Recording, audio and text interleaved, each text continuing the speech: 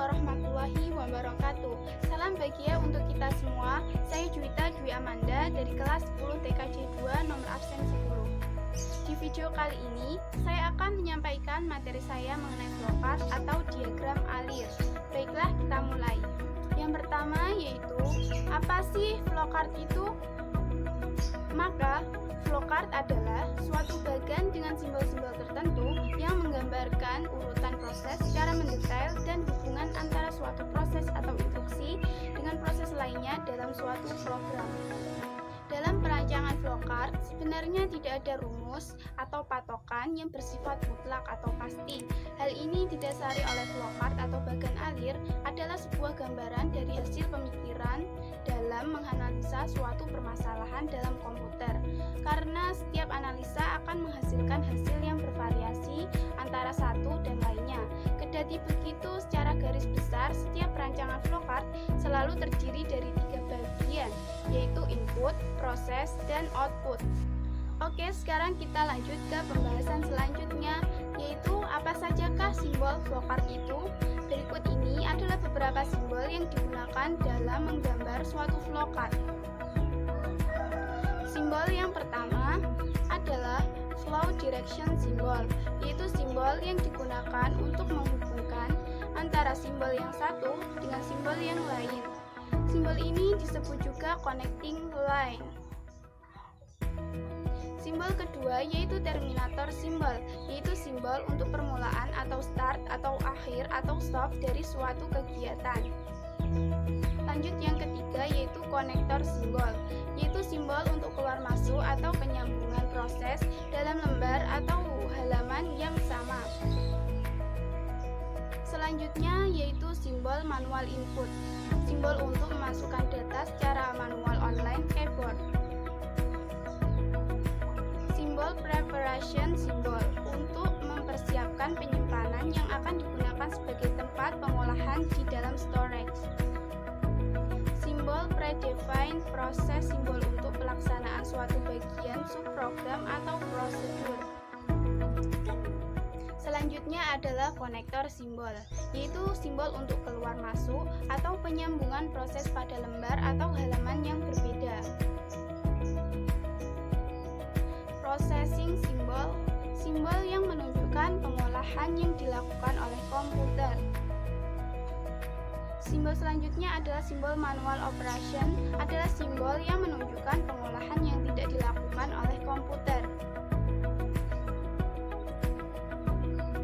Simbol display, yaitu simbol yang menyatakan peralatan output yang digunakan, yaitu layar, plotter, printer, dan sebagainya. Simbol disk and online storage adalah simbol yang menyatakan input yang berasal dari disk atau disimpan ke disk. Simbol selanjutnya adalah simbol magnetic tape unit, yaitu simbol yang menyatakan input berasal dari pita magnetik atau output disimpan ke pita magnetik. Simbol decision adalah simbol pemilihan proses berdasarkan kondisi yang ada. Selanjutnya adalah simbol input output, yaitu simbol yang menyatakan proses input dan output tanpa tergantung dengan jenis peralatannya. Selanjutnya adalah simbol punch card, adalah simbol yang menyatakan input berasal dari kartu atau output ditulis ke kartu. Dan yang terakhir adalah simbol dokumen, yaitu simbol yang menyatakan input berasal dari dokumen dalam bentuk kertas atau output dicetak ke kertas. Berikut ini adalah contoh dari diagram flowchart, atau lebih jelasnya bisa dilihat dari gambar di samping.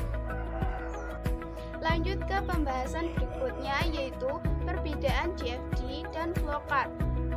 Yang pertama, DFD menunjukkan alur data di suatu sistem, sedangkan flowchart sistem menjelaskan alur kerja atau prosedur-prosedur yang ada di dalam sistem. Yang kedua, DFD prosesnya dapat dilakukan serentak atau paralel, sedangkan flowchart alur datanya harus urut. Yang ketiga, di FG tidak ada looping, sedangkan flowchart ada looping. Dan yang terakhir, yaitu di FG tidak ada proses perhitungan, sedangkan flowchart ada proses perhitungan. Selanjutnya, yaitu apa sih fungsi flowchart itu? Fungsi flowchart yaitu yang pertama, merancang proyek baru. Kedua, mengelola alur kerja. 3. Memodelkan proses bisnis. 4. Mendokumentasikan setiap proses. 5. Mempresentasikan algoritma. Dan yang terakhir yaitu mengaudit proses. Keuntungan penggunaan flowchart. Berikut beberapa keuntungan dalam penggunaan flowchart atau diagram alir antara lain. Yang pertama, sebagai dokumentasi prosedur kerja dalam ISO. Yang kedua, pedoman untuk menjalankan operasional. Dan yang ketiga, sebagai pedoman untuk melakukan pelatihan terhadap karyawan baru. Keempat, sebagai benchmark atau patokan. Kelima, sebagai peta kerja untuk mencegah terjadi kehilangan arah. Dan yang keenam, untuk mempermudah pengambilan keputusan. Baik, itulah hasil presentasi saya. Saya ucapkan sekian dan terima kasih. Semoga presentasi saya ini bermanfaat. Dan jangan lupa like, comment, and subscribe.